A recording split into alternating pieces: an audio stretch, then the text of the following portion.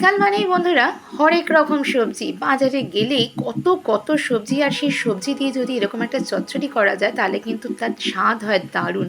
তো আমি এখানে নিয়ে নিয়েছি শিম, ঝিঙে, পটল, আর নিয়ে নিয়েছি মূলো আর কাঁচা লঙ্কা। শীতকালে কিন্তু বাজারে অনেক রকম সবজি পাওয়া যায়। নমস্কার বন্ধুরা, আশা করি তোমরা সকলে খুব ভালো আছো। আমার চ্যানেলে তোমাদের সকলকে স্বাগত জানিয়ে আজকে চচ্চড়ির একটা রেসিপি নিয়ে তোমাদের সামনে চলে এসেছি। ঝটপট এই রান্নাটা দেখা মানে কি করে আমি করব সেটা দেখার জন্য রেসিপিটা পুরো দেখো, স্ক্রিপ্ট করো না। তো বকবকের ফাঁকে আমি এখানে গ্যাস অন করে গ্যাসের উপর একটা কড়াই বসিয়ে দিয়েছি। কড়াইটা একটু গরম হতেই তার মধ্যে দিয়ে দিলাম সাদা তেল। সাদা তেলটাও যখন একটু গরম হয়ে গেল এর মধ্যে দিয়ে দিলাম পাঁচফোড়ন আর টুকরো করে দুটো কাঁচা লঙ্কা আমি দিয়ে দিলাম। এই ফোড়নটা যখন একটু ভাজা ভাজা হবে তো এর মধ্যে প্রথমেই আমি দিয়ে দেবো মূলো। ঝিঙে কিন্তু প্রথমেই দিও না বন্ধুরা, তাহলে কিন্তু কোনো সবজি আর ভাজা হবে না, জল বেরিয়ে যাবে। মূলোটা দিয়ে ভালো করে নাড়ানাড়ি করে নিতে হবে, তারপরে একে একে সবজিগুলো দেবো। শীতকাল মানেই তো বাজারে অনেক রকম সবজি, আর সবজি খেতে অনেকেই আছো যারা খুব ভালোবাসো, আর অনেকে আছো যারা খাও না। কিন্তু এইভাবে যদি চচ্চড়ি তোমরা করে নাও তাহলে ভাত বা রুটি বা পরোটার সঙ্গে তো দারুণ লাগে। আর শীতকালে যে কোনো চচ্চড়ির মধ্যে যদি একটু মূলো দেওয়া যায় তো এই মূলোর গন্ধে না পুরো রান্নাটাই যেন দ্বিগুণ স্বাদ বেড়ে যায়। তো চলো বন্ধুরা দেখতে থাকো। তো আমি দেখতেই পেলে প্রথমে মূলোটা দিয়ে দিয়েছিলাম কড়াইতে, তারপরে পটল, তারপরে শিম দিয়ে ভালো করে নাড়িয়ে নিচ্ছি। তো বন্ধুরা আমি কিন্তু এই রান্নাটার মধ্যে আলু ব্যবহার করিনি। তোমরা চাইলে অবশ্যই আলু, ফুলকপি, গাজর, যার যেরকম সবজি ঘরে থাকবে তারা সেইভাবে এটাকে রান্নাটা করতেই পারো। আমি কিন্তু সম্পূর্ণ এটা সবজি দিয়ে করছি, কোনো রকম আলু দিইনি। তো যারা মনে করবে আলু দেওয়ার তো তারা এর মধ্যে আলুটা অ্যাড করতে পারো। তো এখন সমস্ত সবজিগুলো দিয়ে ভালো করে নাড়িয়ে নেব, আর এর ফাঁকে দিয়ে দেবো এর মধ্যে হলুদ গুঁড়ো আর নুন। মশলা আর কিচ্ছু লাগবে না। এই যে নিরামিষ তরকারিটা কিন্তু এইভাবে রান্না করলে অসম্ভব সুন্দর। যদি নুন মিষ্টিটা ঠিকঠাক থাকে, ঝালটা ঠিকঠাক থাকে, তো এই রান্নার স্বাদ অনেকটা বেড়ে যায়।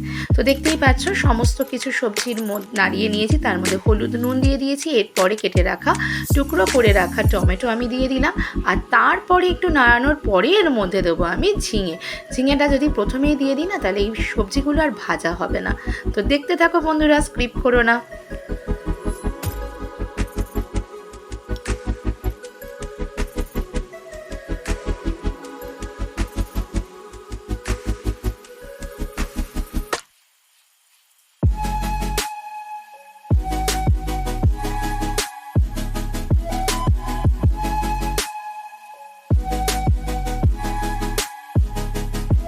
বন্ধুরা ভিডিও চলাকালীন তোমাদের একটা ছোট্ট কাজ করতে হবে। তুমি যদি আমার চ্যানেলের নতুন বন্ধু হও তাহলে প্লিজ আমার চ্যানেলটাকে সাবস্ক্রাইব করে দাও, পাশে থাকা বেল নোটিফিকেশনটাকে কিন্তু অন করে রেখো।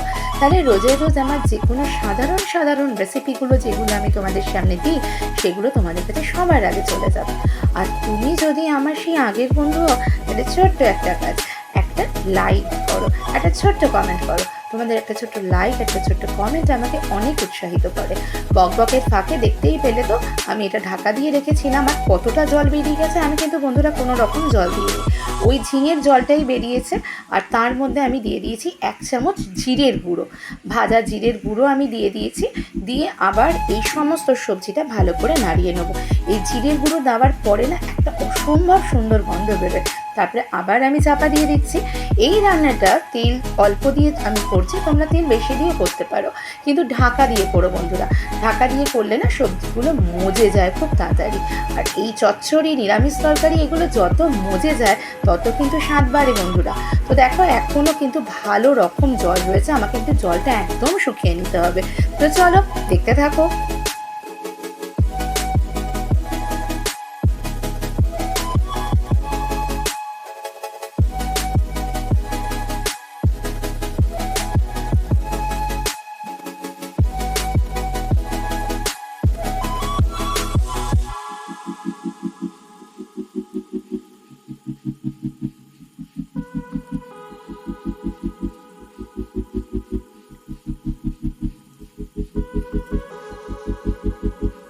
তো দেখতে পাচ্ছ একদম তরকারিটা কিন্তু শুকিয়ে গেছে, সবজিগুলো সেদ্ধ হয়ে গেছে, একদম মজে গেছে। নিরামিষ তরকারি যেহেতু সেই জন্য আমি দিয়ে দিয়েছি এখানে একটু চিনি। তোমরাও কিন্তু বন্ধুরা নিজেদের স্বাদ মতন একটু চিনি অ্যাড করো, তাহলে কিন্তু স্বাদটা খুব সুন্দর হয়। লঙ্কার ঝাল, নুন, চিনি মানে সমস্ত কিছু, মিষ্টি, নুন, ঝাল দিয়ে যদি চচ্চড়িটা করো, মানে স্বাদটা যদি ব্যালেন্স ঠিক থাকে তাহলে কিন্তু দারুণ খেতে হয়। আর অবশ্যই নামানোর আগে শীতকালের প্রত্যেকটা রান্নার অঙ্গ সেটা হলো টাটকা টাটকা ধনে পাতা দিয়ে আবার ভালো করে নাড়িয়ে নিয়ে তারপরে গ্যাস অফ করে বাটিতে সার্ভ করে দিলেই একদম রেডি নিরামিষ চচ্চড়ি। দারুণ খেতে হয়। আর বন্ধুরা তোমরা এই রান্নাটার মধ্যে একটা ছোট্ট কথা বলি, তোমরা কিন্তু পালং শাক দিয়ে দিতে পারো, তাহলেও কিন্তু পালং শাকের ঘন্ট হয়ে যায়। নাবানোর সময় একটু ভেজে রাখা বড়িটা গুঁড়ো করে ওপরে দিয়ে দিলে পালং শাকের ঘন্টটাও কিন্তু ঠিক এইভাবেই হয়ে যায়। তো দেখি তোমাদের সামনে অন্য কোনো দিন আমি অন্য কোনো ভিডিও শেয়ার করে দেবো। ঠিক এই সবজিগুলো দিয়েই কিন্তু পালং শাকের ঘন্টটা দারুণ হয় খেতে। কারা কারা ভালোবাসো একটা ছোট্ট কমেন্ট করে জানিও তো। তো চলো এই মুহূর্তে আমার নিরামিষ তরকারিতেই ফিরে আসি, একদম রেডি টু সার্ভ। তো দেখতে যেমনই হোক খেতে অসাধারণ হয়েছে। আলু আমি দিইনি, তোমরা আলু দিলে সবজিটা আরও মজবে। তো আমি আলু ছাড়া করেছি, কিন্তু স্বাদে হয়েছিল দুর্দান্ত। ভাত বা রুটি দিয়ে তোমরা কিন্তু অবশ্যই নিতে পারো। কেমন লাগলো আজকের রেসিপিটা? খুব সাধারণ কিন্তু খুব টেস্টি আর খুব উপকারী। তো চলো বন্ধুরা, আজকের মতন তো বিদায় নিচ্ছি। সকলে খুব ভালো থেকো, সুস্থ থেকো, হাসি খুশি থেকো। আর এখন এই হালকা শীতের আমেজে সকলে সাবধানে থেকো। আবার দেখা হবে, আবার অন্য কোনো দিন অন্য কোনো ভিডিওর সাথে আসবো, কথা দিয়ে গেলাম। ততক্ষণ টাটা।